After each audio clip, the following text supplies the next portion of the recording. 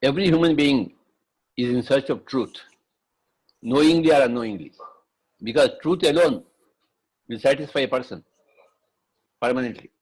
So my reading life also started at the age of 8 when I read My Permanence with Truth by Mahatma Gandhi. At the age of 10, I was inspired by Shanti Niketan vision of Rabindranath Tagore. I was imagining myself, visualizing myself sitting under those trees and learning all the things, that beauties of life. In the age of 15, I was reading 2 volumes of Indian philosophy by Pandit Radhakrishnan. By 17, 18, I was reading Shakespeare, Chaucer, Milton, Spencer, Tolstoy, Dostoevsky, and all these people. Then I started reading everything: geography, philosophy, history. I used to go to libraries and sit there from morning to evening, read every book in the library. What I like about myself is my being voracious about books. I want the company of books. I want the company of extraordinary people. And I could meet all the extraordinary people only in the books, not in my relations, not in my friends group. But I was fascinated by great masters, great geniuses who wrote these great books. Plato's Republic, Plato's Dialogues.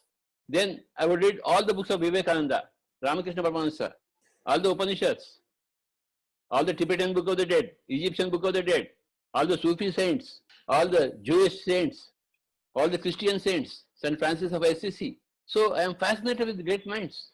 Not that I am not fascinated with ordinary minds, I like to interact with ordinary minds. Every poor watchman, every poor rickshaw puller, there is native wisdom with everybody, with ordinary people, but there is great wisdom with great people. Native wisdom from every ordinary person and great wisdom from every great master. If I used to go in a train, somebody would sit by my side. I would like to know what you are. Who are you? Please tell me, enlighten me. Why are you going to Delhi? What work you have got? I was interested in every ordinary man's life and every great man's life. Every great man through their books and every ordinary man through conversation. So that's how I was eager for truth from every side.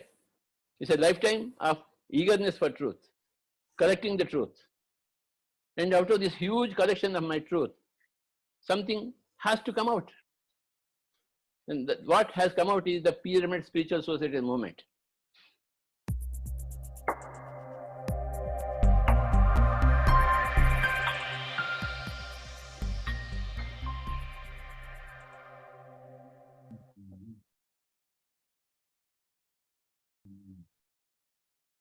Happy morning, dear friends and masters. Great afternoon, wonderful evening.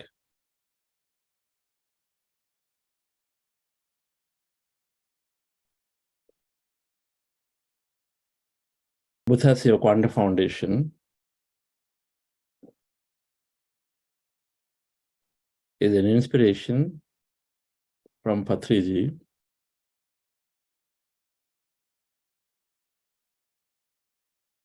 and is a core part from Pyramid Spiritual Society's movement.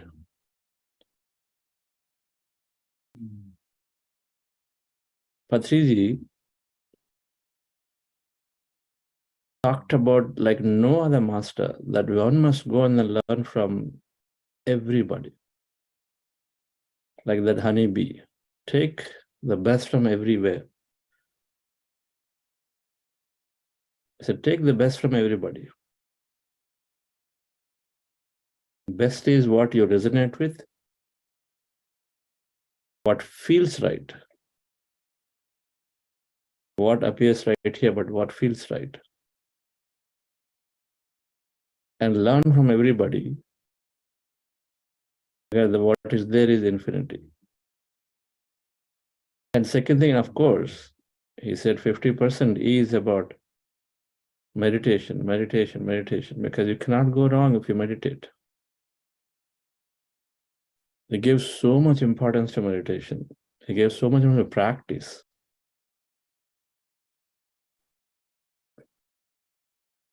Many tell us in the programs, so why such a long meditation? We only learn 10 minutes, 15 minutes here, there. In his standards, actually, the meditation we do is less. In a 90-minute program, we are catering about 40 to 45 minutes for meditation. If you were there, you would have made us meditate for an hour at least, and more.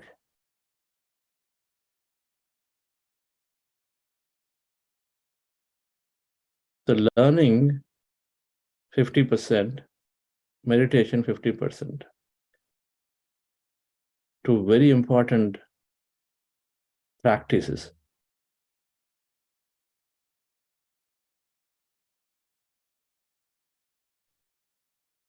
In the niyamas, yama niyamas, tapaha swadhyaya, Ishvara pranidhanena, kriya yogaha, by Patanjali Maharshi. Patanjali Yoga Sutras we must study.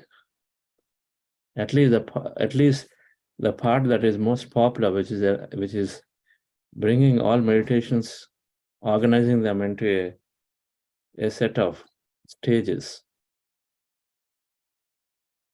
Yoga Sutras are 4 parts. There's the second part. And that yama niyamas are there in the beginning, and then it goes about asana, pranayama,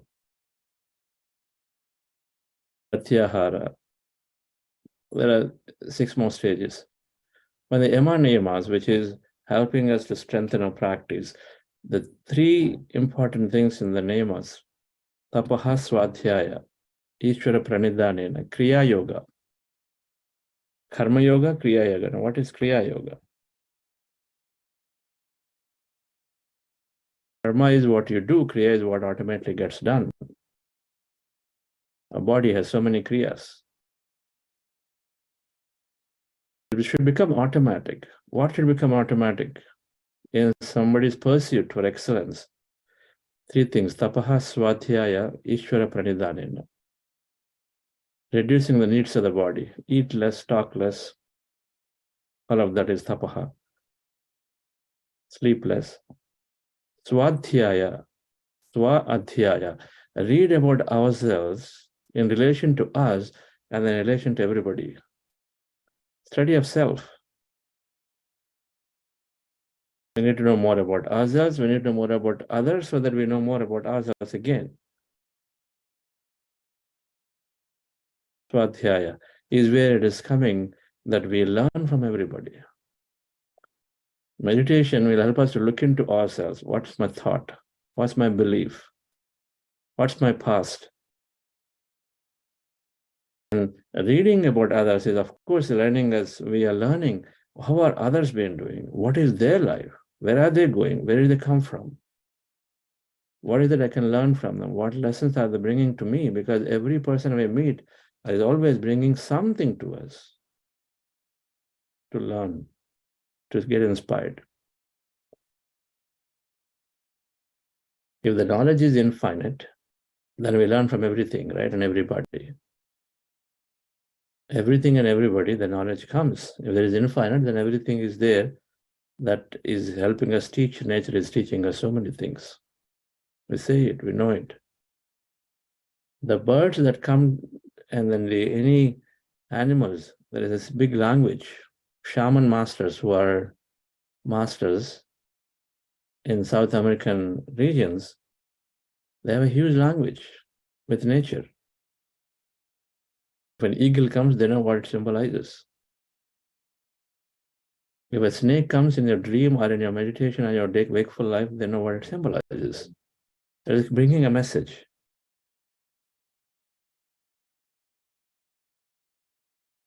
Ants are symbolizing something. They all have. One is saying potentially a transformation. One is saying a big vision. If you have the vision of an eagle, that's what is probably missing in your life right now. So go and then try to develop that. Or look from that side. Don't look too narrow, too detailed. Vision of an eagle from very far sight. You've got to have a much larger view.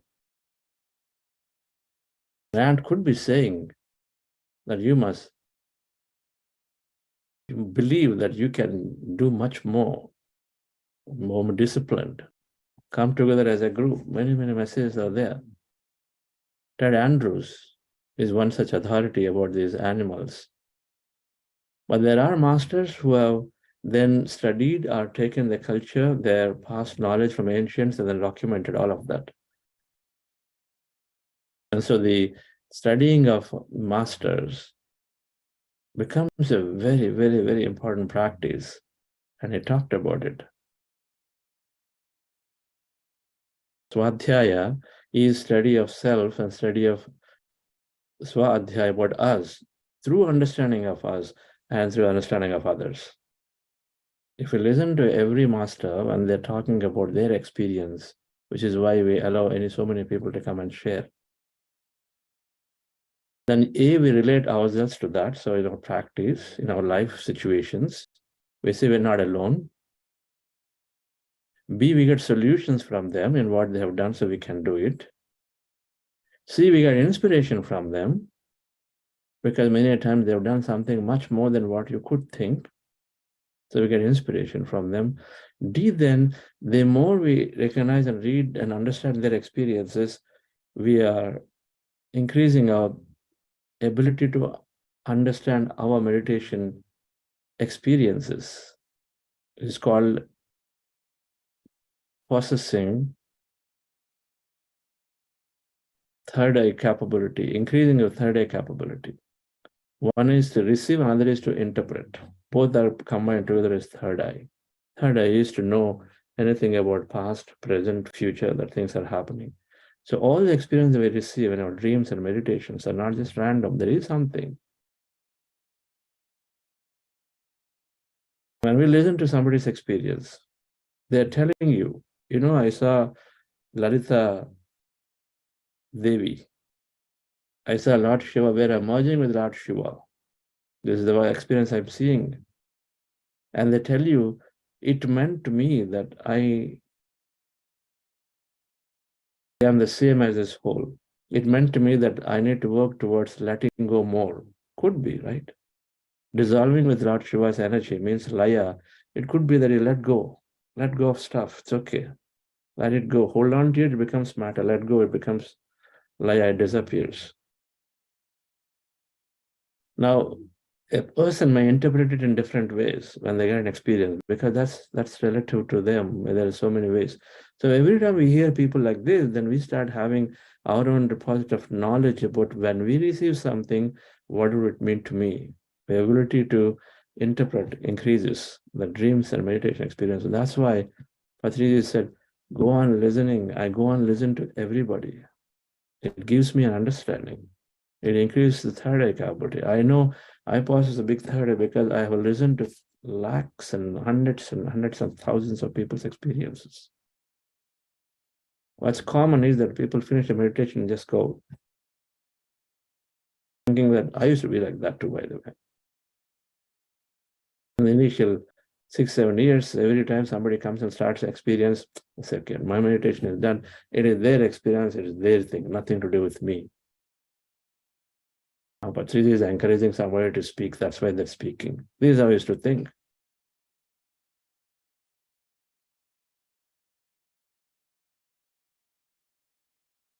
The deeper meaning is that we are benefiting significantly by listening to everybody's meditation experiences. Of course, life incidents, anyway, we benefit to know that. Swadhyaya is a very, very essential component, dear friends. And so we're going to send a list of books today.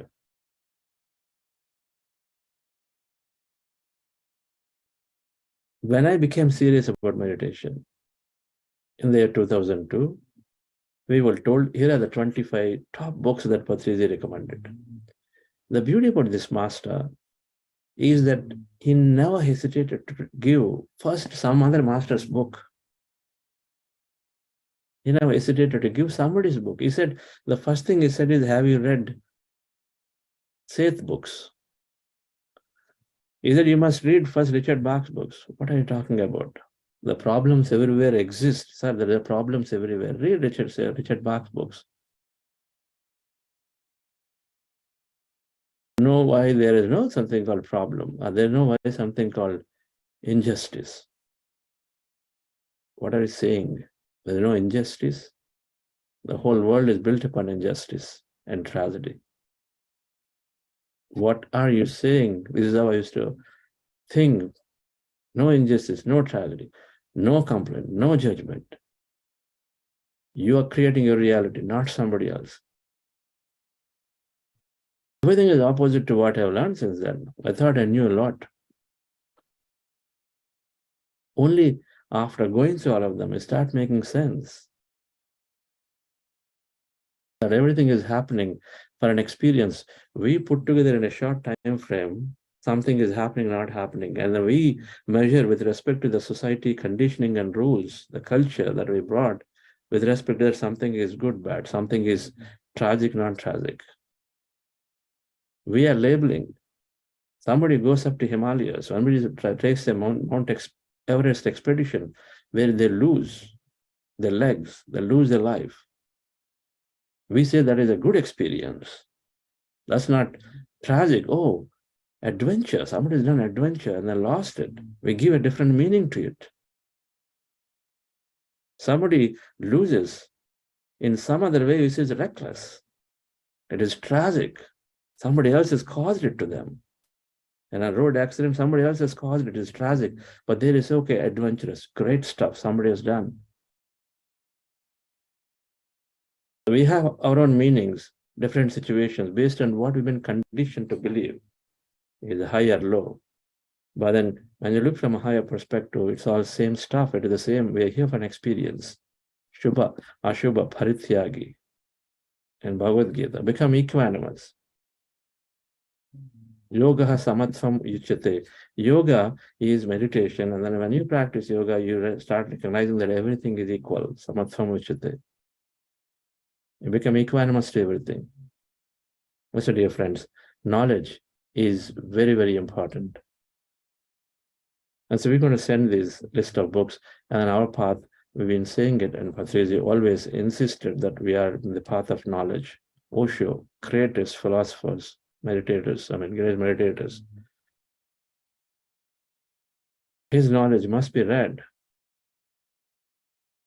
90% spirituality is 80 to 90%, Patriji always talked about, so it is about living this life. But 10 to 20% life after death. You must go through life after death.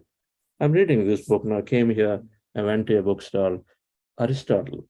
And Aristotle written a book on the soul. Aristotle on the soul, this book. Amazing that this great philosopher then has written works on soul.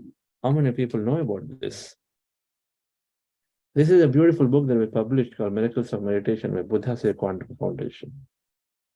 In the last 3 years, some of our masters, ordinary masters from different walks of life, produced how their life transformed. They talked about this, Miracles of Meditation. We read these books. When I came across this one, Ikigai, how you can extend, how you can live long life, it made sense. This research carries how people live longer life. What are the things they're doing? What 5 things they're doing which makes them live long life? Ikigai. One must read. If you want to seek to know more about the meaning of a life, purpose of a life, read this book, Ikigai. This master that I went and I was fascinated sometime in 2008, Raymond Moody, Life After Death, Life After Life. He came to Pyramid Valley International. We used to invite. Raymond Moody's books, we recommended some of them. Raymond Moody, who's done so much research. He studied extensively on near-death experiences. Near-death experience of where people in an accident nearly die. You take them to hospital, and then they are in coma. Medical science would have said they're gone, or they are there in the state, nobody knows whether they can come back. But most of them in that state have experienced something when they're rescued back and then come back, because in some way, medical miracles, they come out. And so they say always something has happened to them. They start narrating an experience of what it is like in that state.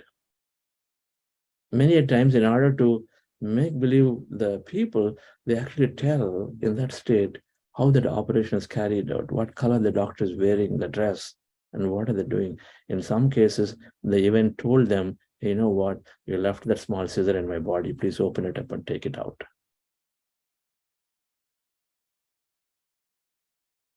Raymond Moody studied a lot around near-death experiences to demonstrate that there is life continuity. There is so much research is there. So, dear friends, we must read.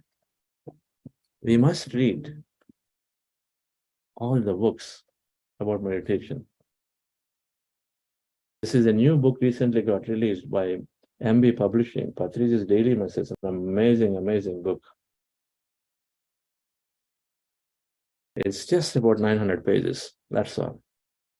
Patriji's Daily Messages, right? There are any number of books that we read and we continue to recommend. We're going to read to next week. Of course, yesterday we said Mind to Matter, the book that I consider for this century, for this decade in spiritual science, at least so far, released in 2020, I believe. We're going to read that book next week. So let's go into meditation, dear friends. And meditation is helping us to improve our reading abilities, to receive more.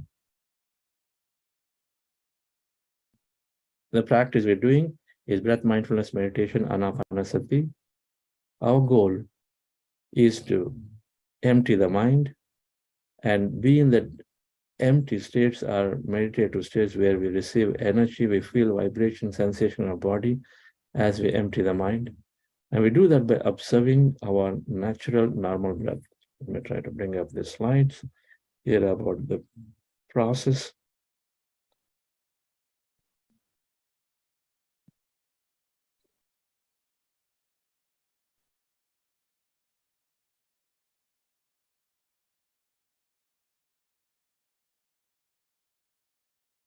The process is simple. We're closing your eyes, fingers into fingers, hands crossed, clasped each other, clasped. Keep the hands in your lap, feet crossed at ankle, and then taking a comfortable posture, back support necessary if necessary. Then those of you wearing spectacles, remove that. So this is the posture as you see in the pictures. And then you observe your natural breath. Take anywhere on the nose as a reference point and observe the breath at that point. When you observe the breath, mind becomes slowly empty, or you experience sensation, energy, vibration in your body. At any time, if you have thought, that's the time you bring your attention back to the breath. If you're observing, slowly, mind is empty, experiencing sensation, energy, be a witness to it. Observe that also, that experience. But only time you bring back your attention from anything you are observing is when you know you're thinking. That time you bring your attention back to the breath, again observe the breath. So if thoughts are there, attention on the breath. When you know something involuntarily happening, or when you know no thought and total emptiness around, then witness it, be in that state. Don't try to observe the breath at that time. When there is an involuntary experience, when there is emptiness, which is marked by blackness, darkness, void, no objects, no people, nothing around you, that is emptiness. You be in that state. But only every time you know whether the thoughts are there, attention back to the breath, or breath mindfulness meditation. Prior to that, we are doing this heart elevation process. Just follow my guidance for this, friends. Relax yourself, sit comfortably, relax your body.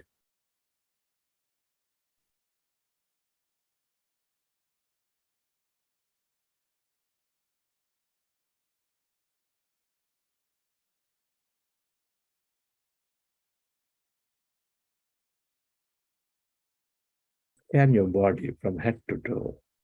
Relax.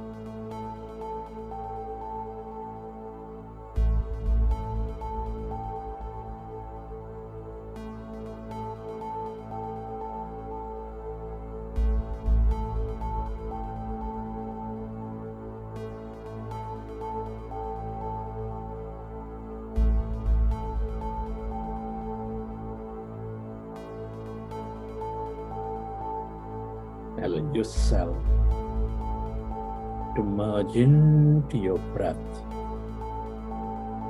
Allow yourself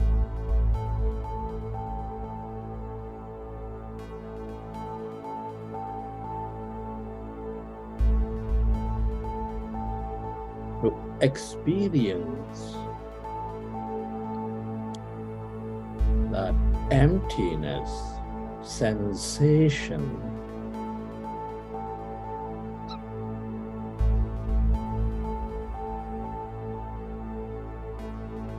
Become aware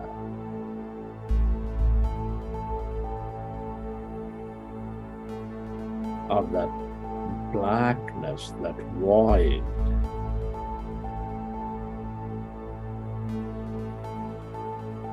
That emptiness of no body, no thing.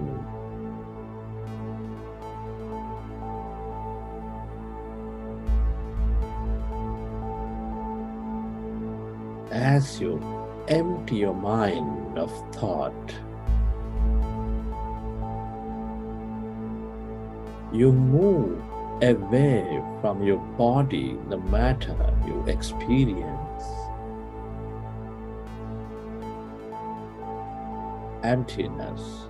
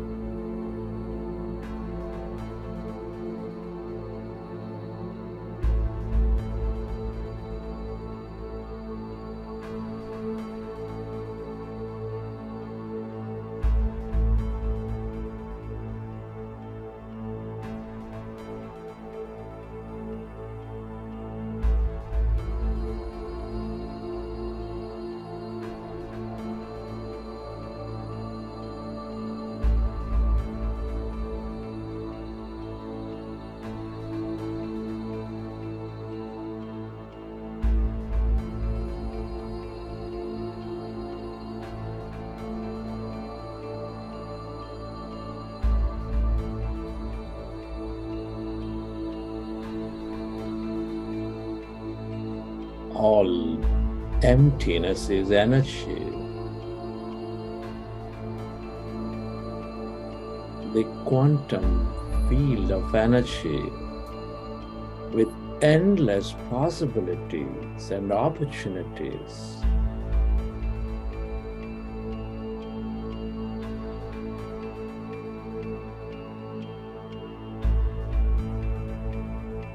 the longer you stay aware of this energy, that blackness, that light,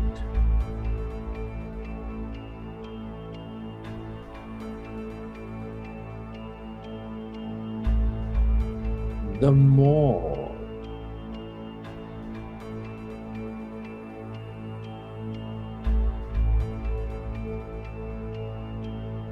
insightful you become, the more creative you become.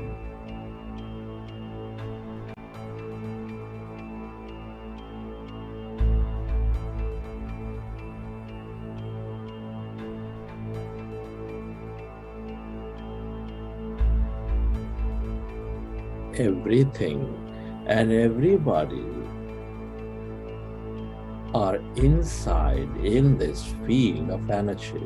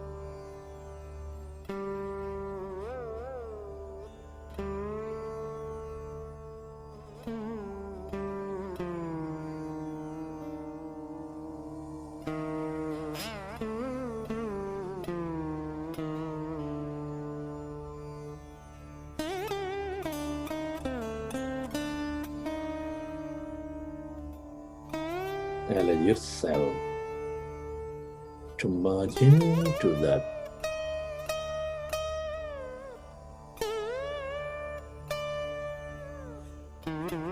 emptiness of yourself.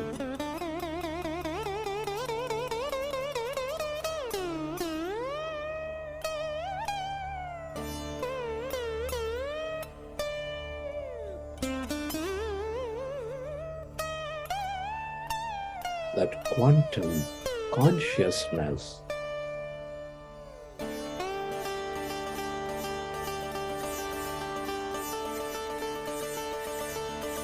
go deeper and deeper into this emptiness, that energy.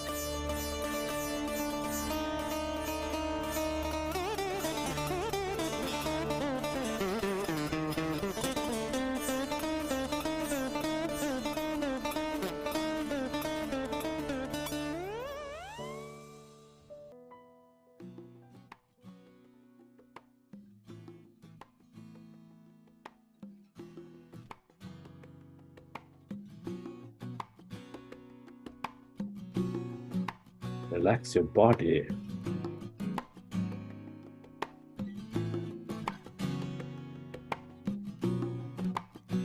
I start my day with love. Wanna start my day with love. That's what I get more of, is love. I start my day with love. Wanna start my day with love. That's what I get more of, is love. Love, love, love. Love, love, love. Love, love, love. Love, love, love.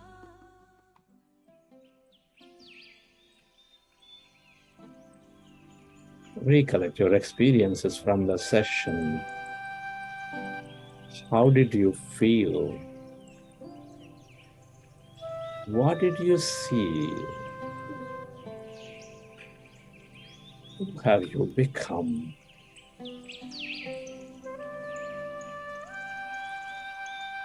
And whenever you're ready, you can keep your hands on your eyes for 5 seconds, and then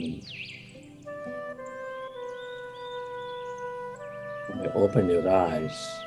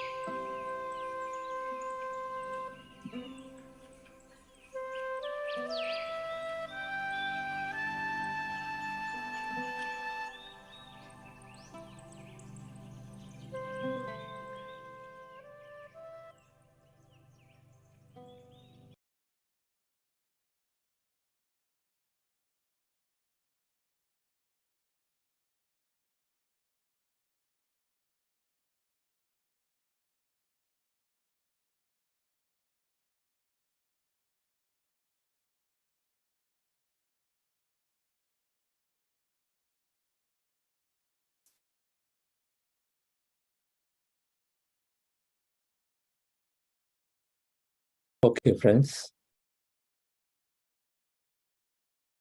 Hope you enjoyed the session.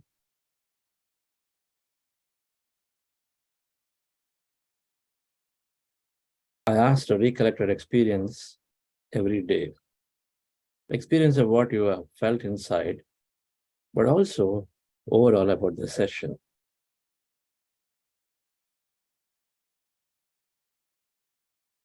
Whatever it felt today, if you've gone to a specific corner of your home, a seat, you sat down there, or you change your posture the way you sat today, and then it worked good, you felt good, do more of it tomorrow. You know, you did something and then your legs are constantly aching, so you kept adjusting and adjusting. So do less of it tomorrow.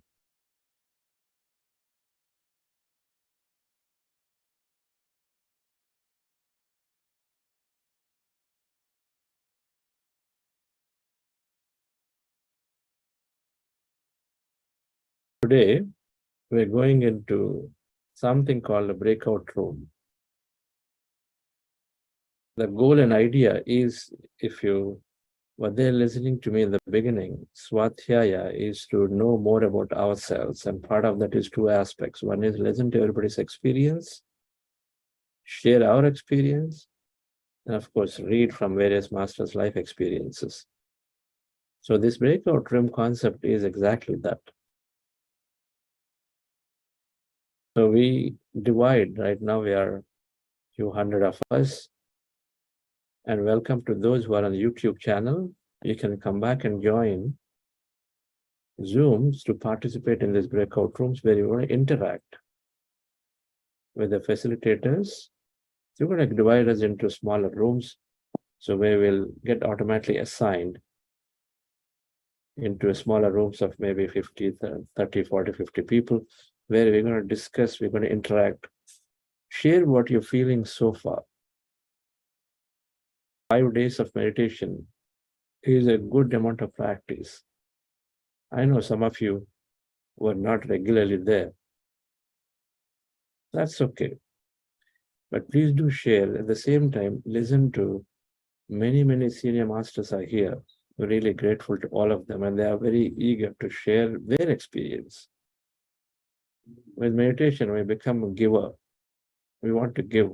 And so they will be sharing some of their experience of how it was initially difficult, then how it became easy.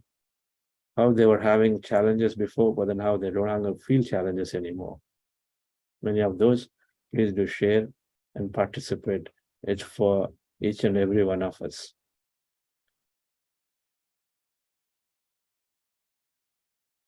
And so you'll have to wait for a few seconds when this initiated. So about 20, 30 seconds only, there may not be any screen, but then you will be placed into a window like this. It's just that you'll find yourself in a room or in a virtual room with a less number of people. Right now there are 400, 500, but there you'll find less number of people so that you can share directly in one-on-one with the facilitators there. Now in that small group, not one-on-one. All right, friends, before we go there, any specific announcement that you wanted to make today with the bigger group, Rakesh? Yes. Friends, hope you enjoyed today's meditation. Just a reminder today, we've shared that self-assessment form earlier this week. We've got tremendous response. Thank you for those who responded. And of course, it's something that it's really going to help for you. So whoever has not responded or has missed it, please do respond. It will be a good benchmark for how you started this program, so that you can assess yourself and see how you are progressing. So please do respond. And also those who are interested on the certification program that we discussed 2 days ago, please go ahead and register. The link for registration is all being shared in the WhatsApp groups. And if you have any questions, please do reach out to your facilitators. So happy program and happy breakout session. So thank you. Thank you, Rakesh. The breakout room interactions will go longer, but those of you planned your time till 7:30, feel free to exit that point, not an issue at all. Our facilitators will try to remind you that in case you had time only till 7:30 India time. But then normally we are allowing the interactions to happen for longer time. So we'll see you all in the breakout rooms. Lavita, please initiate. Yes.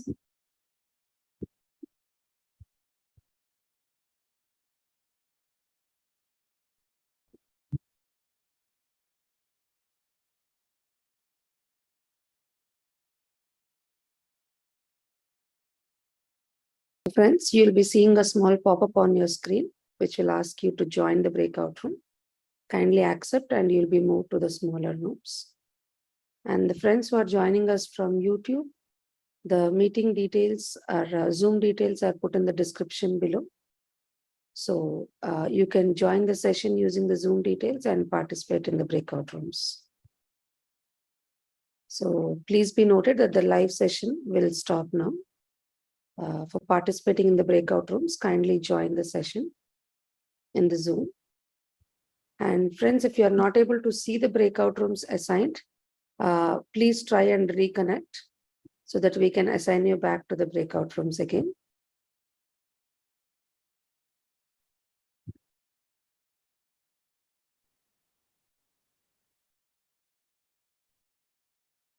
Thank you all.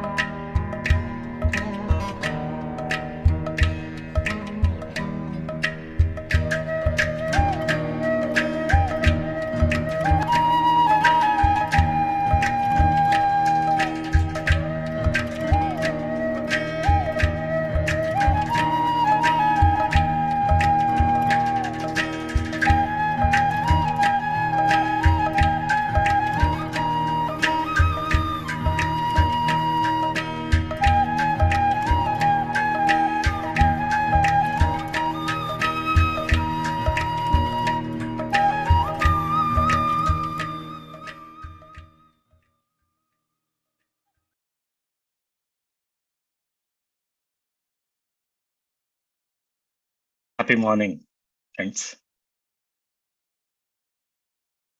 Welcome back to infinity. Infinity means limitless. There's no boundary. And what I realized is meditation helps us to become unlimited.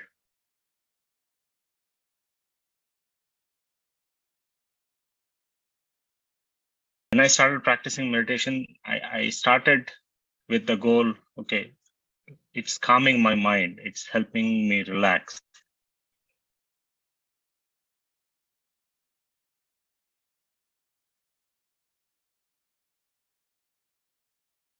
But later, I think we can stop having. Yes, thank you. But later I realized it is giving me much more. Can somebody stop this? Yes. So when I realized that it is much more than becoming calm, of course, being calm was the core fundamental nature of meditation.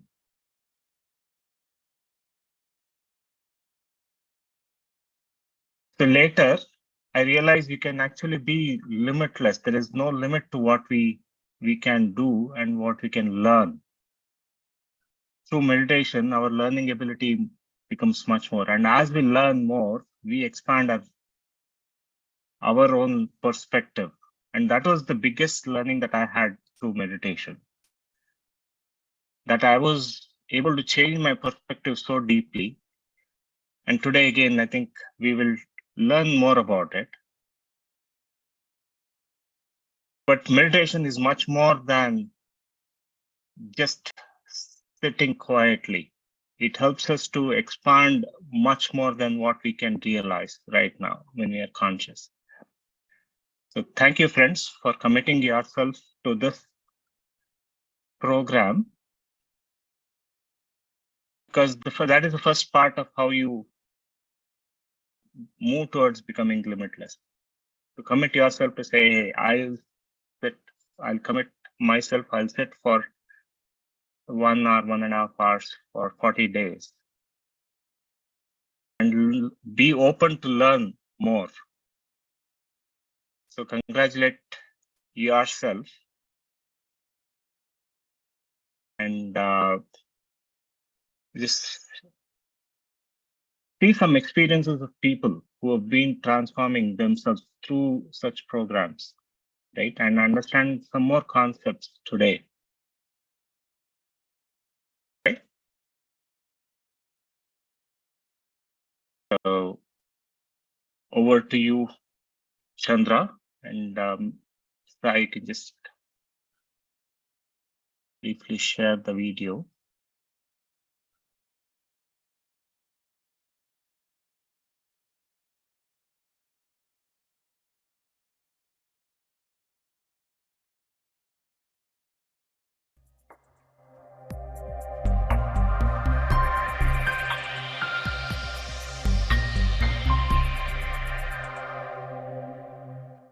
Meditation has got two wings, like a bird has got two wings. You know, we have to fly with two wings. You can't fly with one wing. These two wings are, remember this point, the two wings are mindfulness and meditation. Mindfulness in whatever you do, when you're doing. There are two things, doing and being. When you are doing mindfulness, when you are being meditation. See, you are just being. Whatever you do, you should do with full focus, full attention. Walk while you are walking, eat while you are eating, sing while you are singing, dance while you are dancing. Talk while you are talking, listen while you are listening. Let not the mind wander other than the work on hand. The more you practice mindfulness, the more you get into meditation.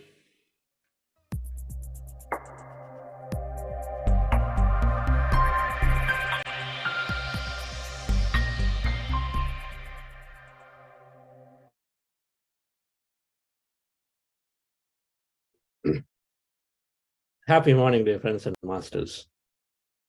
Good afternoon, wonderful evening.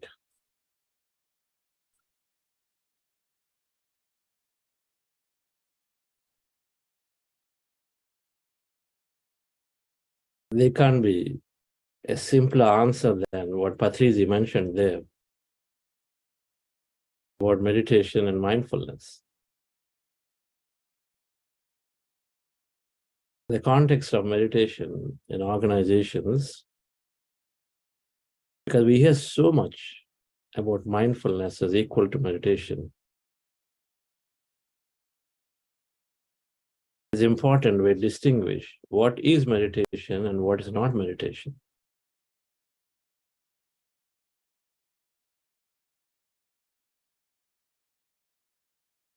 And the first thing in that, and more so with the so much amount of literature that we read and we hear, we separate, we have clarity. It is okay to practice and it's okay to have any practice, but to have clarity that whatever I'm doing is that meditation.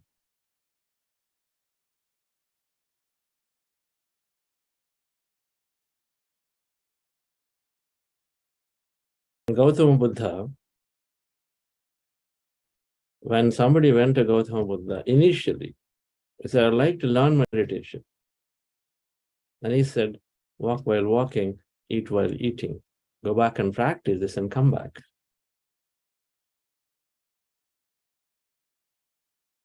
Buddha knew, the great teacher, he knew.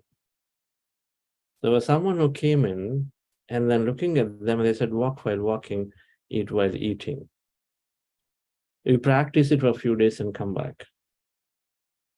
Then he practices and comes back. Then he tells him, now I can practice it, so am I there. Then he said, now you sit down, close your eyes, and then observe your breath.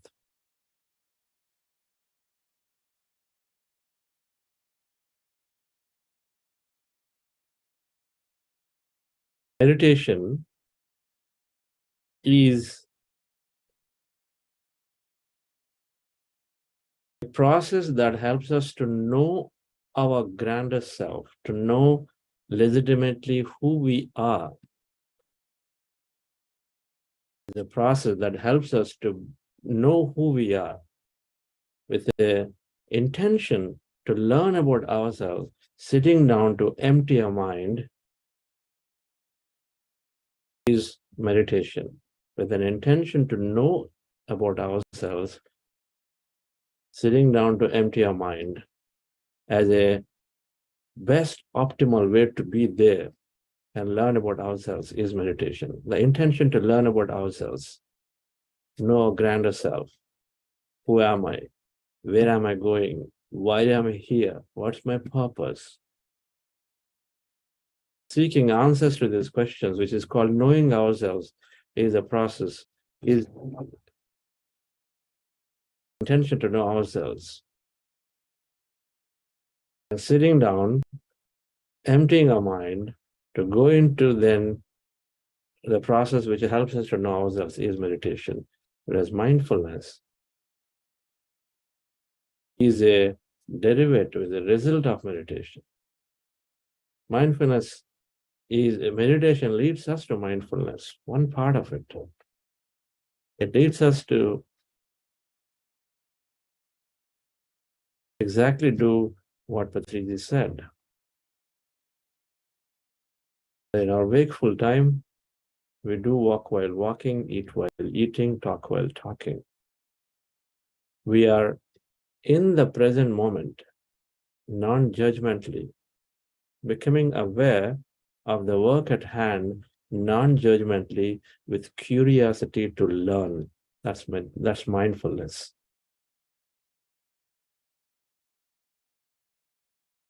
Being aware of the work at hand and carrying the work at hand non-judgmentally and with curiosity to learn. So we're not judgmental about our present work, good or bad, difficult, non-difficult. Who is the person in front of us? Non-judgmental about them. And so then we can experience it fully.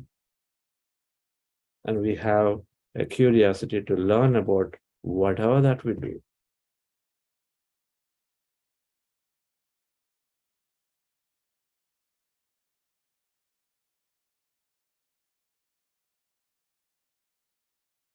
Initially, there is, if you will, mindlessness. We are all over. Mindfulness, mind emptiness. Now you can take them in any order. Mindlessness is there. Then you can practice more activities, like practicing sitting in a chair, more mindfulness activities. It'll help over a period of time to bring some concentration. Then you get to mind meditation and mind emptiness to know more about ourselves. That is a choice. And so then there are several practices in the world for mindfulness. I'm sitting in the chair. You're asked to sit down in the chair very as a process. Be observant of the sitting into the chair. As you sit down, just see how are you feeling, touching. Then make it a process. Just sitting in the chair, getting up in the chair, make it a process. Mindfully do it. Mindful walking. After lunch, just take a minute of time to walk, but do mindful walking. Be very observant, step by step. How is it feeling? All of it is training our mind to be more focused. That's mindfulness, which is bringing a lot of fullness of experience at that moment, which is putting all our energy towards whatever that we're doing. So of course we become productive, we become efficient, we have better experience. If I'm very full, there are rose garden in front of me, and if I have mindfulness, I'm right there with the roses. Beauty, and I recognize it. I'm with it. So you practice mindfulness of these techniques, and slowly we are becoming better and better with concentration, or we are mastering ourselves to training ourselves, our mind, to be more focused. And then when you sit down for meditation, it helps for sure. You have the other choice. You have the other choice. You sit down, train yourself for meditation like what we're doing, observing the breath, breath mindfulness, be aware of the breath mindfulness. To start with, be aware of the breath mindfulness technique. Rather than being mindful of my walk and then talk and all of that, be aware of the breath and then gain all of that. Gain all of that and then much more.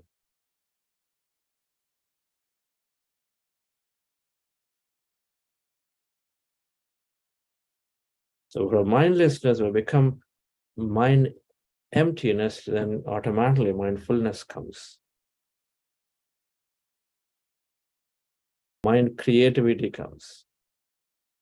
Mind consideration comes. Mind connect comes. Mind celebration comes. Of course, mind well-being comes, and so then body well-being. So all of them come when we practice meditation. Mind wholeness comes, that we become whole. So we have a choice.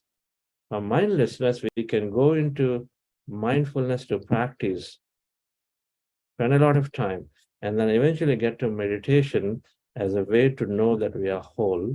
And so then we start experiencing everything in its place without giving unnecessary attachment, unnecessary importance for things that we think we are that.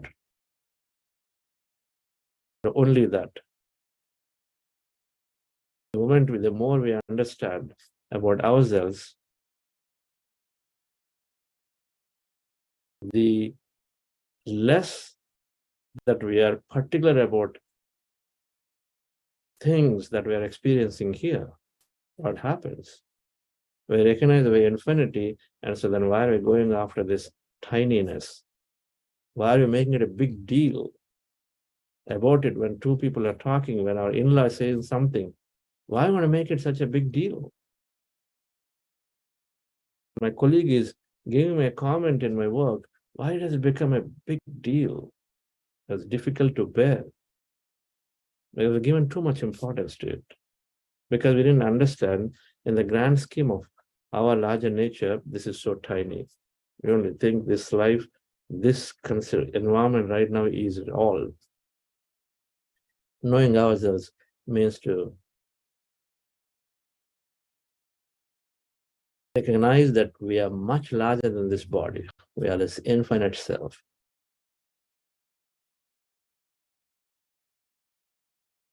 Moving from body nature, body consciousness, that is called body mind, to a soul mind or an energy mind nature. We are body minded, which means everything is matter material. We move from there to the energy mind. One is bounded, and is unbounded. So that's the benefit of meditation. We go there and then we operate our life. Of course, mindfulness is a derivative from it. Because we get so focused automatically, we become very mindful. Because we dropped our analytical mind, as I was talking yesterday, automatically we start receiving. We start learning again. When these two are there, we start learning again, and then we focus, we become mindful.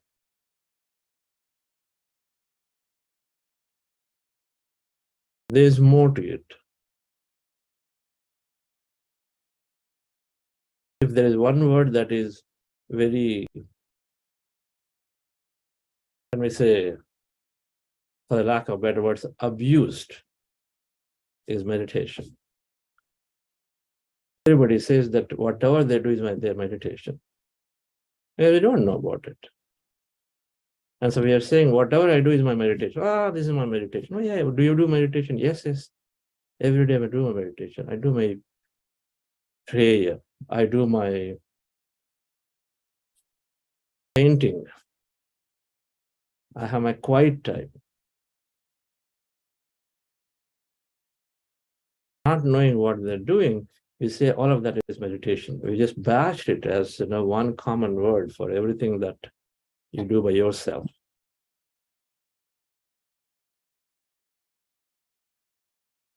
So it is easy when we speak to someone that is saying, okay, I do meditation. Okay, so then many of us also don't talk about it. It is important to ask the next question, okay, what is the meditation you're doing?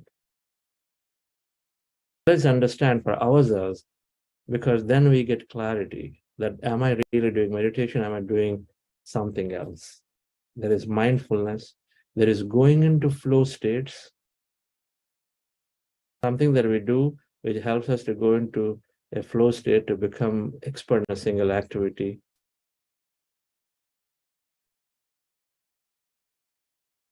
Which are not meditations, because they never have the intention to know yourself.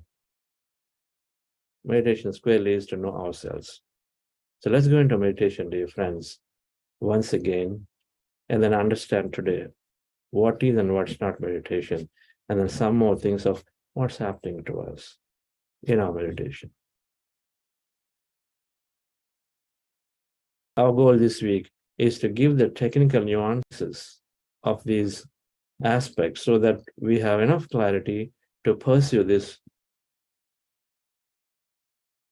It might appear a little difficult to conquer, but then if you have enough clarity, hopefully you're inspired enough to practice it. So the technique that we're practicing, friends, anybody new here, we are doing something called breath mindfulness meditation. Our goal is to go into empty states of mind, rest the mind, thousands of thoughts in our mind, every day.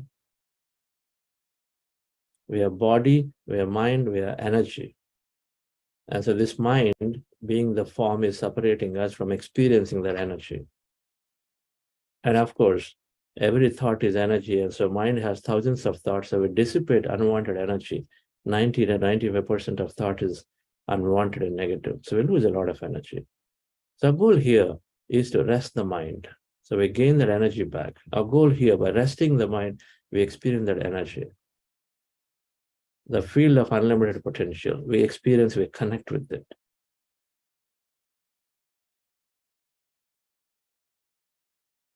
Wherever you spend maximum time, you start becoming that. You see, we become what our environment is. We become what our environment is. If our environment is constantly giving us good information, we take that. That's how children, when they are under good circumstances, they keep picking up good things. And so they also become more good and more expansive. So we always are becoming what our environment is, because environment is constantly conditioning, because we are by default in the matter, in the body, we tune in through sensory perception to experience it. So naturally we can take it from what is the environment. And so imagine if your environment is this energy field, and you say you decide to spend a sufficient amount of that time in that energy field, what happens? We pick up things from that energy field, whatever that it has to offer. If I spend every day 2 hours into my garden and a park in the nature, then I'm going to pick up a lot of energy, a lot of beauty, appreciation for nature. It's going to happen.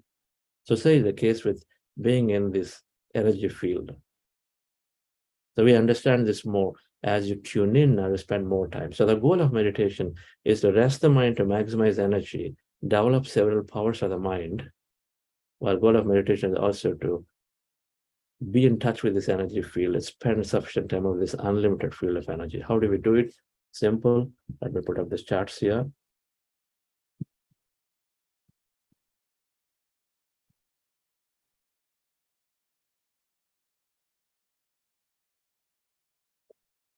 We're doing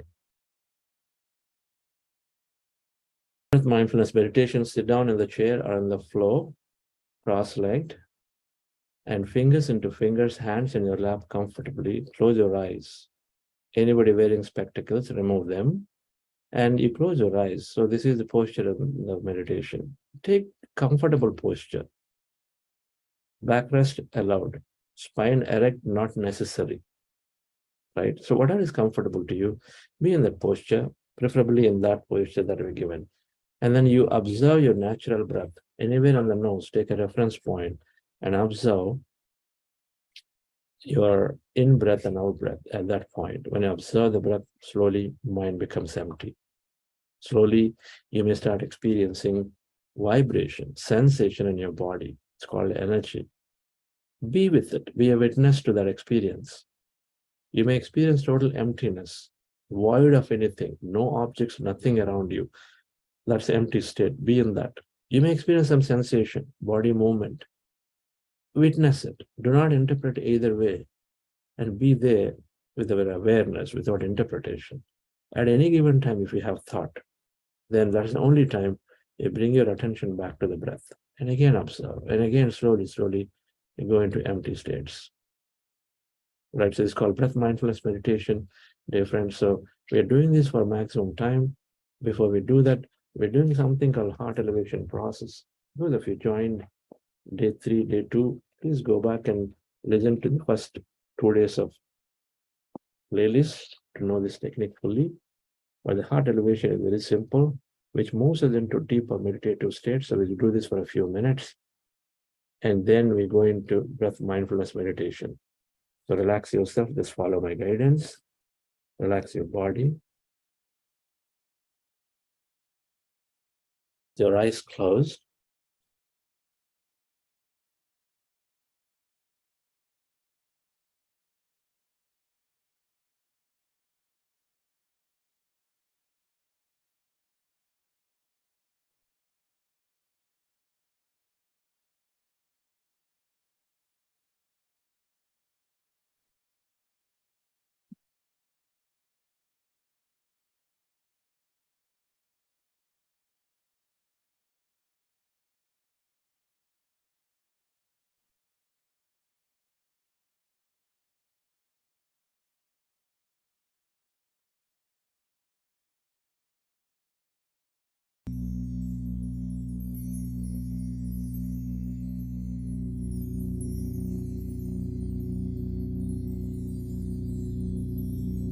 dear friends,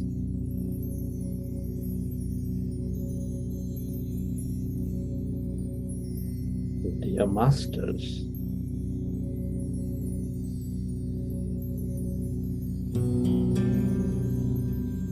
with your eyes closed, specs removed, keep your hands on your chest area.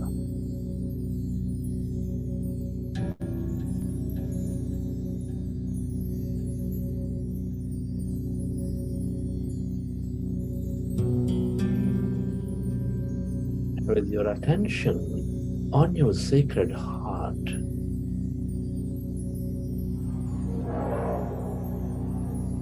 feel a beautiful heart.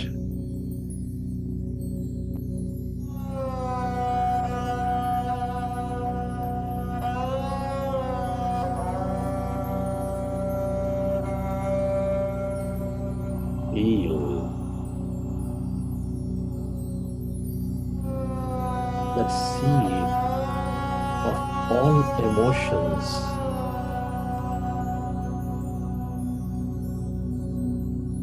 with a slow, long, relaxing breath. Feel it, dear friends.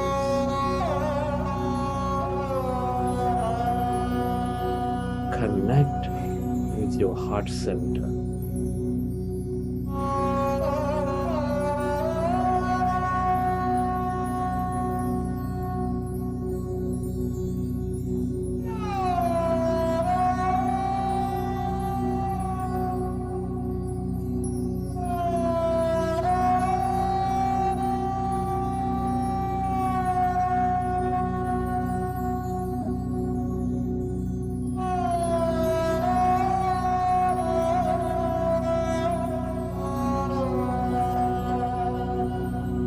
Friends, connect with the seed of all emotions, which is helping all life thrive,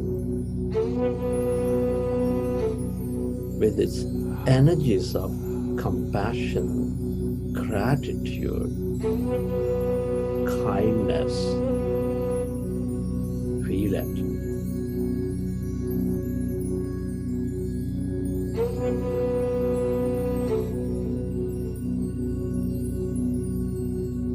Recollect an experience from your past or from present of love, of gratitude, compassion, and relive that moment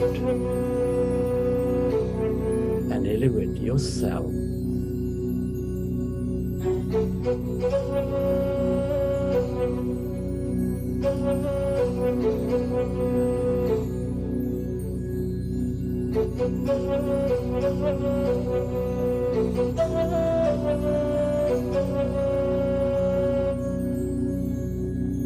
Relive that moment of that higher emotion and feel that energy inside your beautiful heart.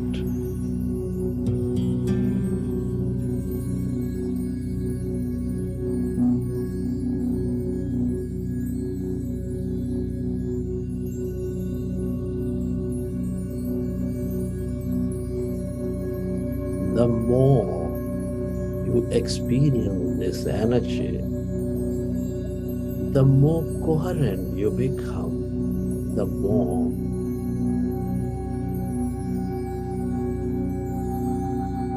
you experience your connection with all things and everybody. Come on, friends, radiate this energy onto all corners of this planet Earth to heal.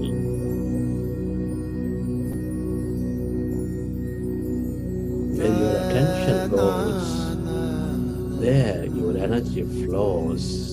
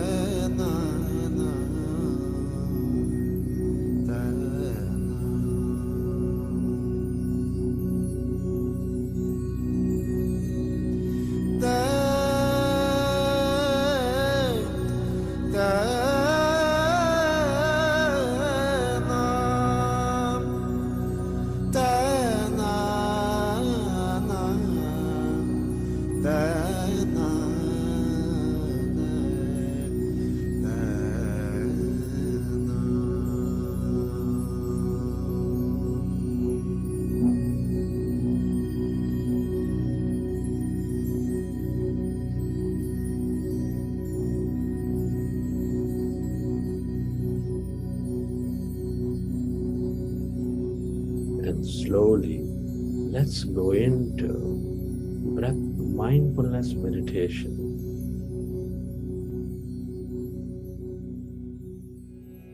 With your fingers into fingers,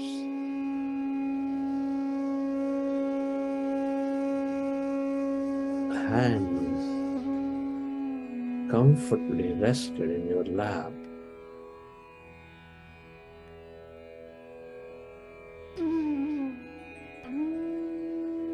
Observe your normal, natural in-breath and the out-breath diaphragms.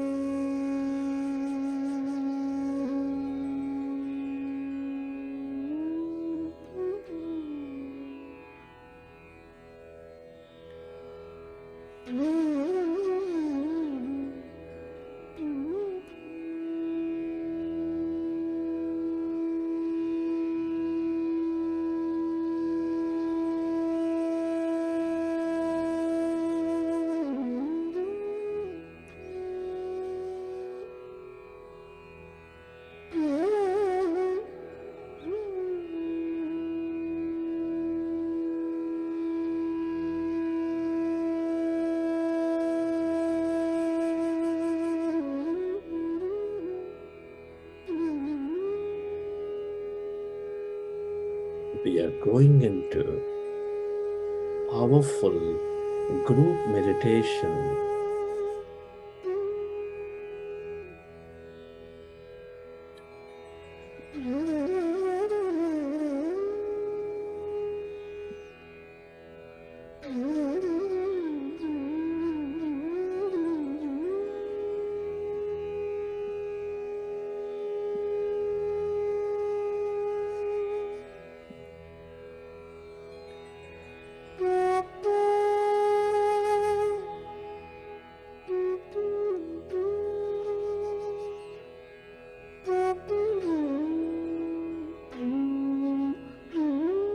Observe your natural in-breath and the out-breath diaphragms. No forceful inhalation, no forceful exhalation.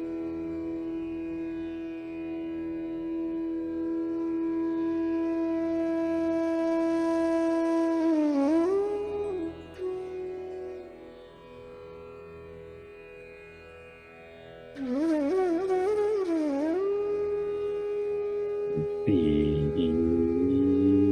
with your breath.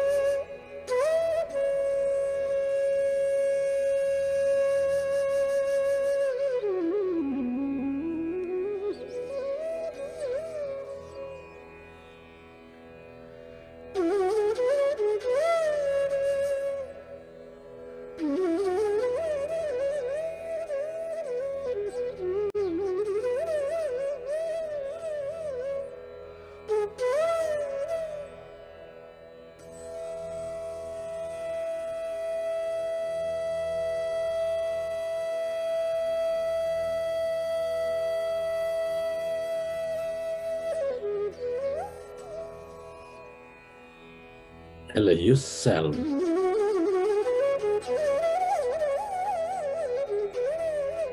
to merge into your breath and allow yourself to experience that emptiness, that energy.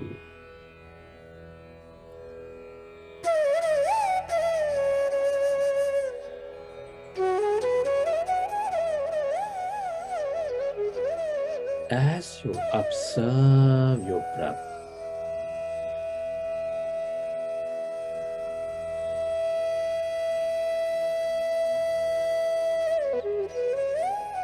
and as your mind slowly becomes empty,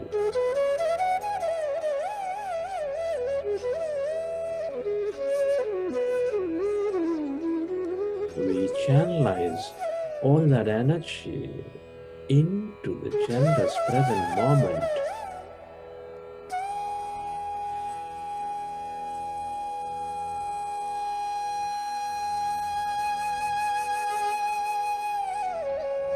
We develop greater mindfulness.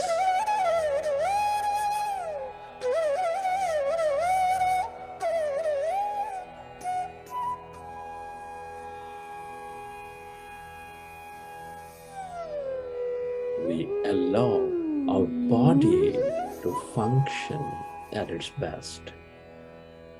Be with your breath.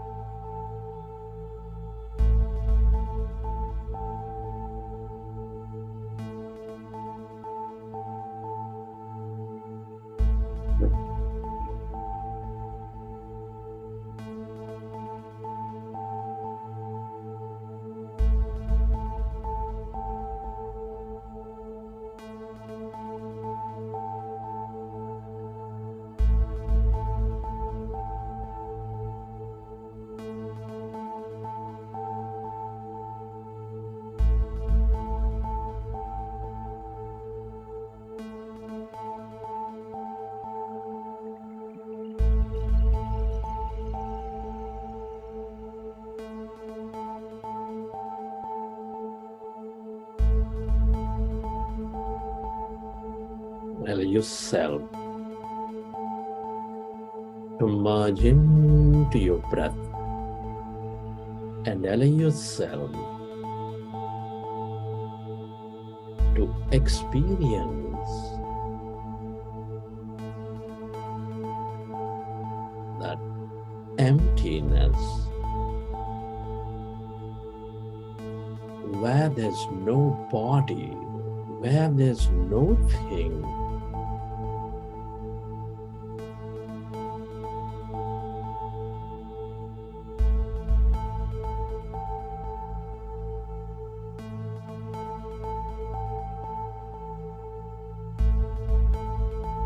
Can you become aware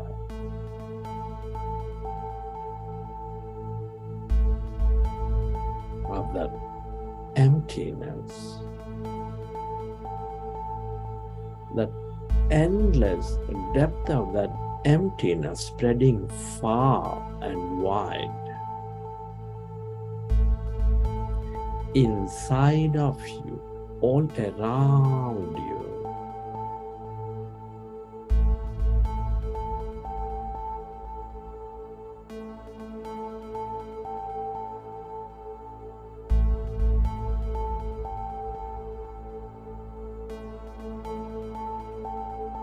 Connect with it.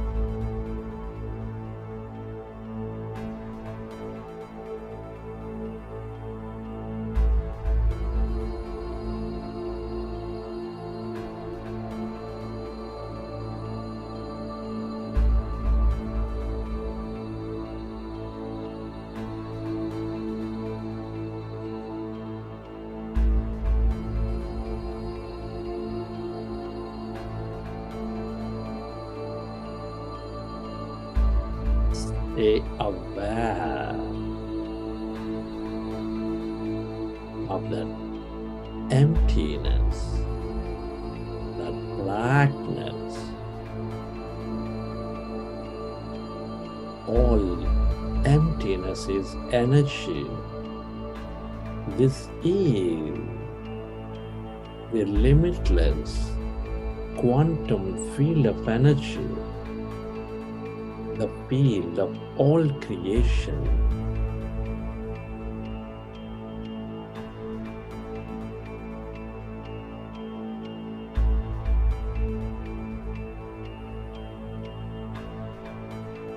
The longer you stay aware of this emptiness, that energy, the more you become of it, the more you receive from it.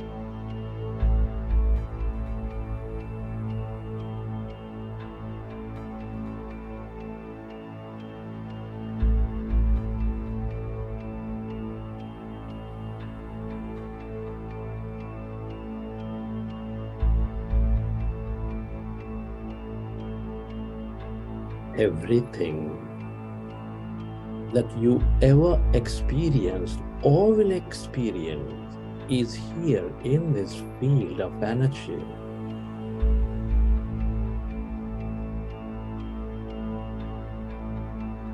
The longer you stay aware of that emptiness, that energy, the more you tune in to these experiences.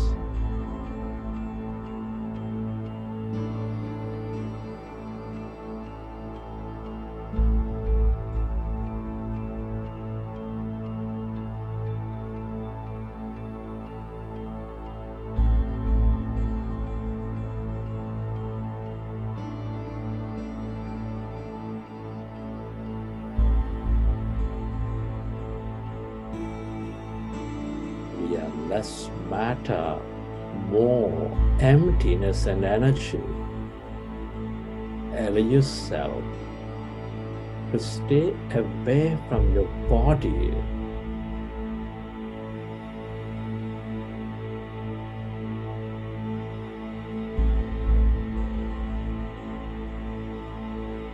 And stay connected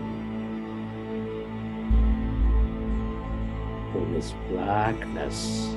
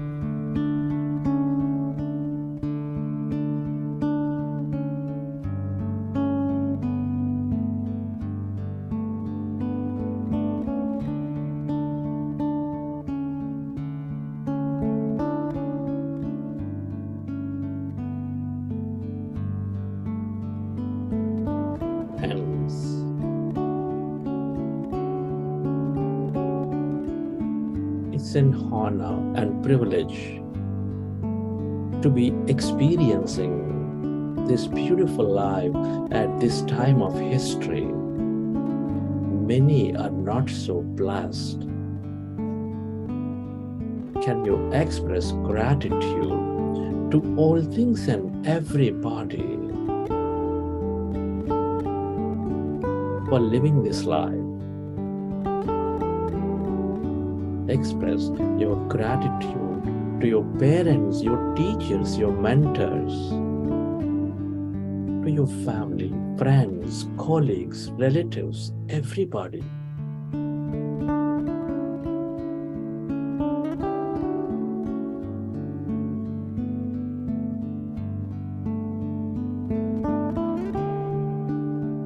Be grateful to this grand nature, the bird, the fish, and the animals.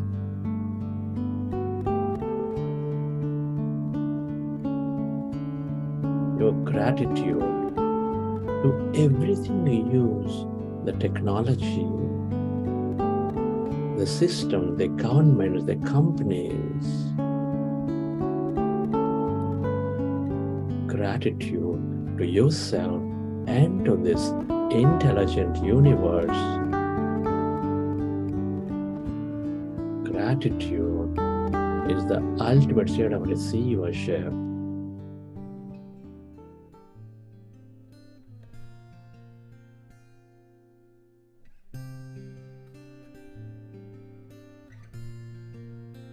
Relax your body and let your autonomous nervous system repair your body. I've let go of my past and celebrate who I've become. I am beautiful, I am powerful, and I celebrate who I am.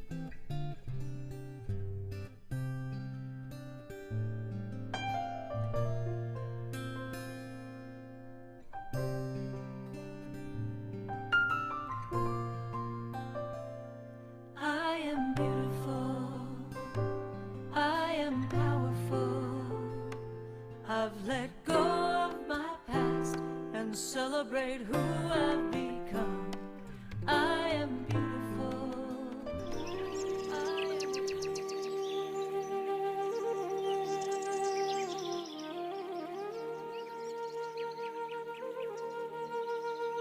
Recollect your experiences from the session. How did you feel? What did you see?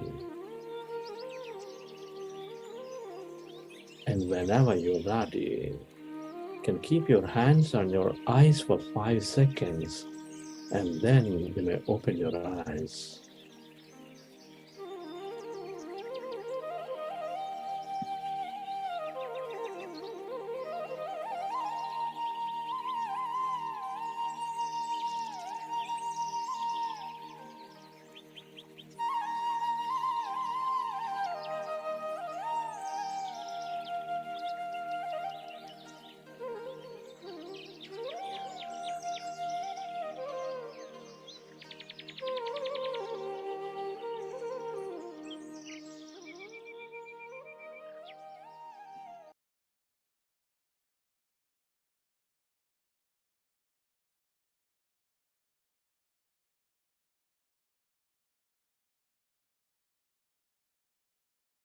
Okay, dear friends.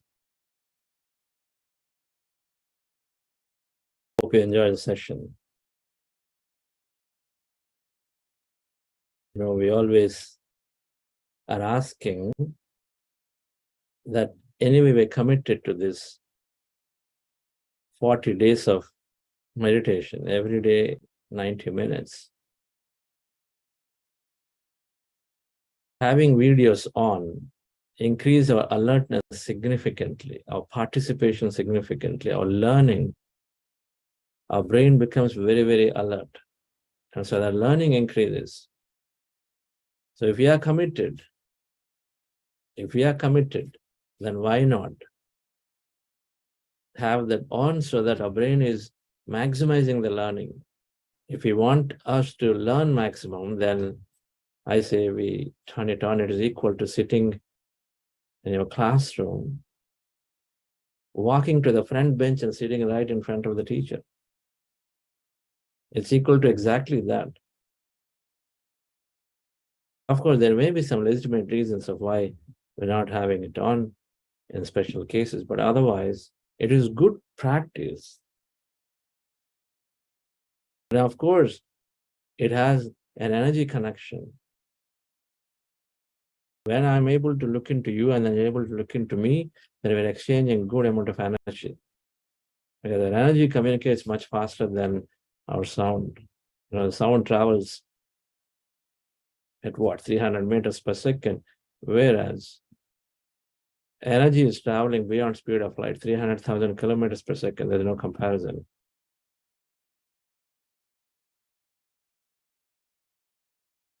It's good to maximize the benefit by having videos on to do these sessions, friends. We will learn a little bit today about what's not meditation, what is meditation, so we can have this clarity. But however, if there's anybody wanting to share, you have the urge to share your experience today, you feel like you must share, there is something you experienced it, please raise your hand. I definitely want to take that. While we are at it, let me share this presentation.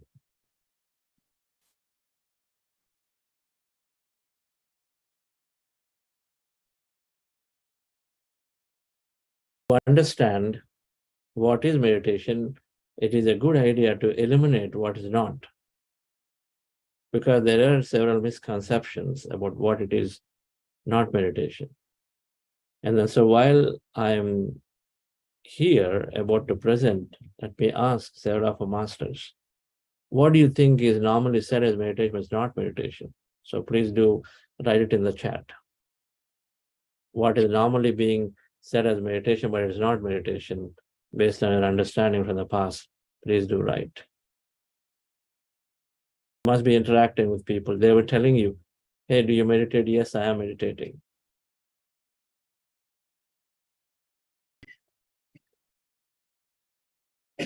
That's good. Usually passing the test, the quizzes that we have, so you can get certified pretty quickly. So let's understand this because it's so important, right? Because otherwise, and what do you think? And we'll spend about 10, 20 years of our life thinking that I'm meditating. By the end, you only realize then that, oh, that's what is meditation. I've been doing this and then I'm just not getting the benefit. My health is still the same. My concentration is still the same. Because in the first place, you might not be probably doing it at all in the right way. So let's look at some of what is not meditation. Meditation is not an intellectual process. I guess this we understand, all of us understand this.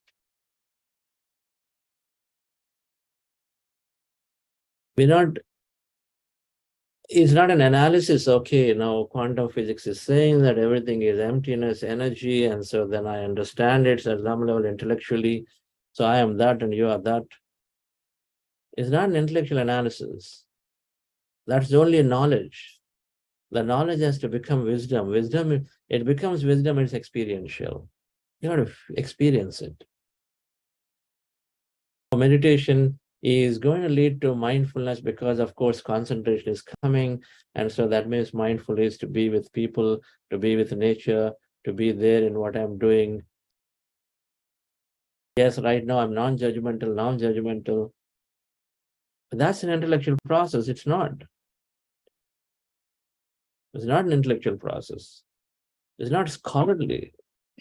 Reading and then learning only gets us to some place. Many times we think we know this process because we just remain intellectuals. We stay there. We say that I understand it. Yeah, I understand it. It's not for me, it's for you. I understand it already. If you're saying that, then we're denying ourselves of an experience of meditation to really understand what it is. Meditation is not concentration, friends. It develops concentration, but it's not concentration. Yes, I've got these numbers. I can count 1, 2, 3, 4, 5, 6, 7, 8, 9, 10, and then count back 10, 9, 8, 6, 7, 7. So I do these techniques. Yes, I do my meditation, because a lot of times we understand meditation equal to concentration. But that's just a tiny benefit of meditation, is to develop the concentration. But it is important. Next week, we'll understand how meditation improves our mental abilities. And so we'll know, but then it is not concentration, it's just a part of it. Contemplation is to go back and then look at ourselves every now and then, a great process of spiritual practice. Going into nature, contemplating, going into silence, meditation, spending time with reading books and service. These are all processes that every spiritual practitioner must utilize.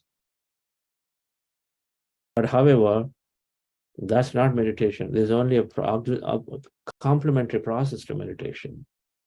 Contemplate. We sit down, relax, and then every now and then we look back into our life and say, where am I going? It helps us to connect the dots. It helps us to recognize what is the course that we can take. It helps us to learn from the recent past of set of events.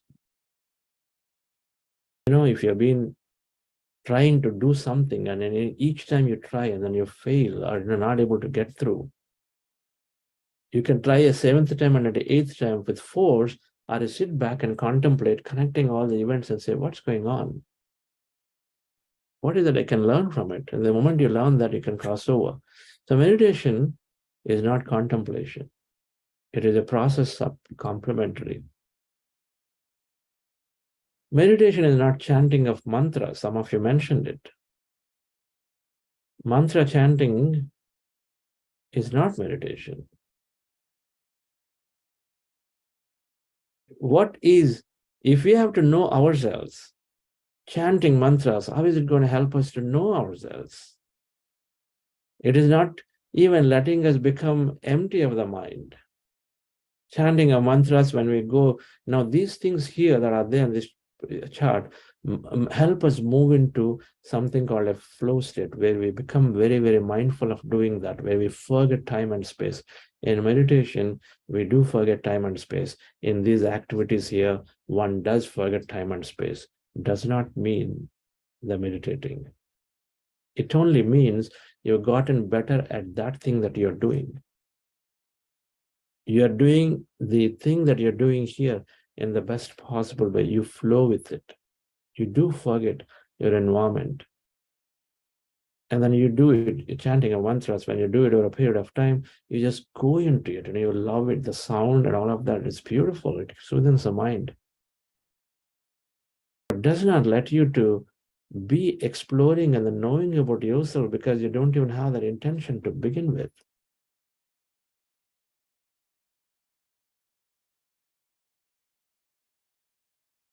Prayer and worship are making us, we become very, very peaceful. We become very calm, soothing. But they're not emptying the mind.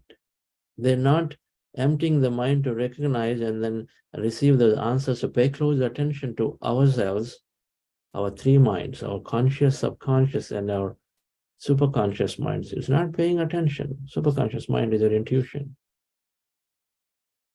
Prayer is and worship are actively, are more outwardly.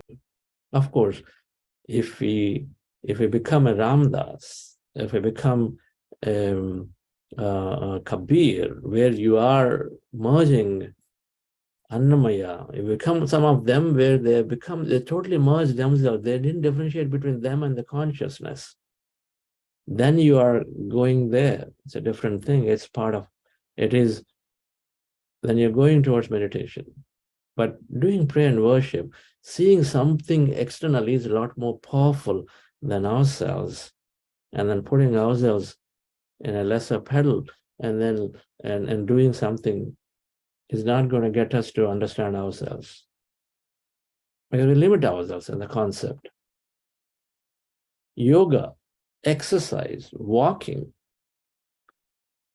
they're not meditation. Yoga, commonly known as a Hatha Yoga, is not meditation. Hatha Yoga is dealing with the body movements.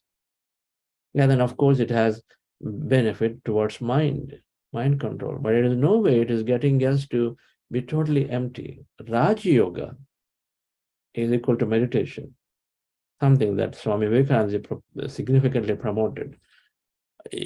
Swami Rama promoted. Swami Dhyana Jagath promoted. Raj Yoga, meditation. What we are doing is Raj Yoga, Hatha Yoga, Siddha Yoga, Himalayan Yoga, Raj Yoga.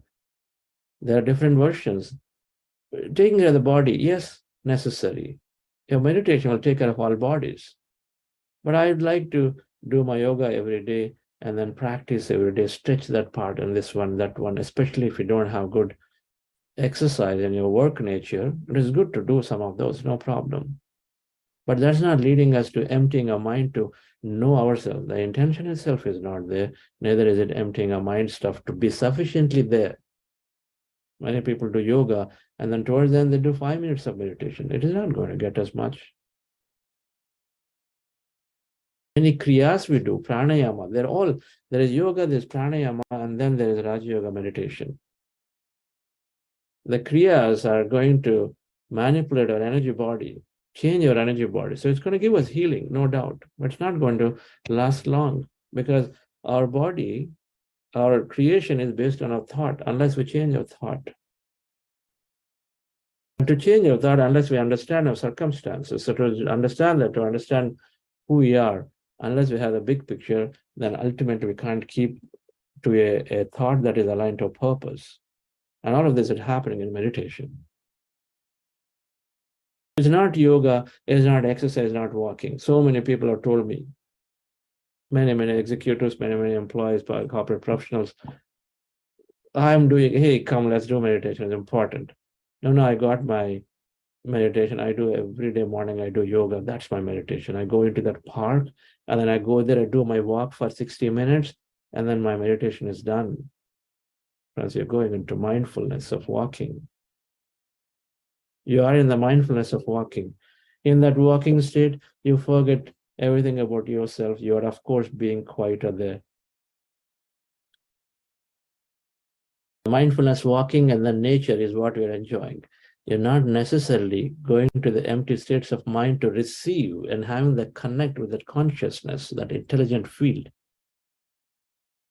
Know more about that, to have the visions, to have the intuition developed, to have those messages downloaded to you. To go into that theta, delta states to heal our body, because if that's so required, it is not happening at that moment. And your mindfulness walking, you're perhaps going into an alpha state. Yes, it is giving solutions to problems. Yes, possible, it does. It does give solution to ordinary problems, but it's still not meditation. Meditation is not your marathon. Meditation is not running. Visualization, a lot of times is taken as, okay, I do every day sit down and then I connect with my future. I just dream about it. I visualize where am I going. It's a great technique to create a future, but it by itself is not meditation because it's an active mind process, right? Meditation is a no mind process. No mind process. Another thing should be on this music. Many people say my art is my meditation, my music is my meditation, my singing is my meditation. I do it, and so I go into, you are becoming the best expert by having the most mindful activity of music, playing, singing, drawing, then you are becoming most mindful about it. And so you are producing the best thing because your intention in art, in music, when you're singing or whatever is to produce best out of it. So that is the intention is matched. You go into a flow state, you get the best performance of it. But meditation, you got to drop that idea of now going into music or drawing and singing. Only then You are neutral of intention, so then you are ready to receive what is right for you then. When you set an intention, then we are going on that, we're going after it.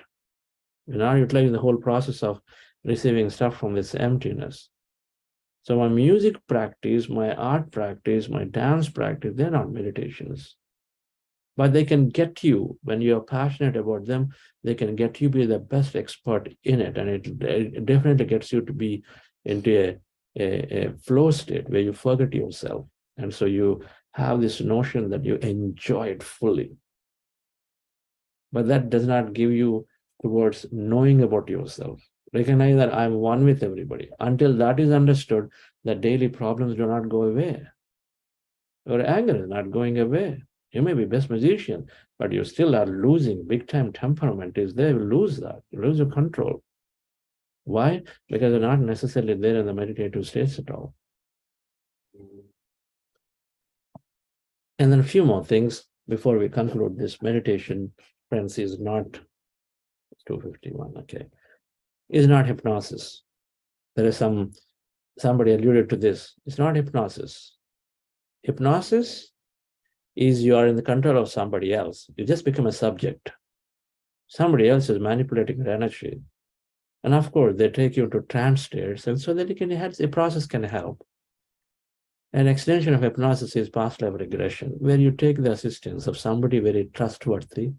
You sit down, and then you go into a process where you start connecting, because they can take you to the empty states, and so they start connecting to your past.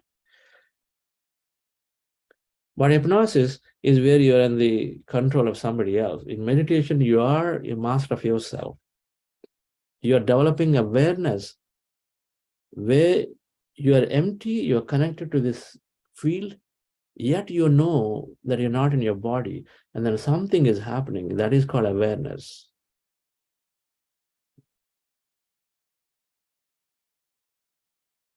That awareness, that is non-dual self. There is dual self, non-dual self. Then that is that state where you're going in. You become the observer. You are the director while you're acting. So if meditation is developing that awareness where you become the master, it's not hypnosis. Hypnosis, you don't have awareness of you. In meditation, you have full awareness of you. That's the differentiation.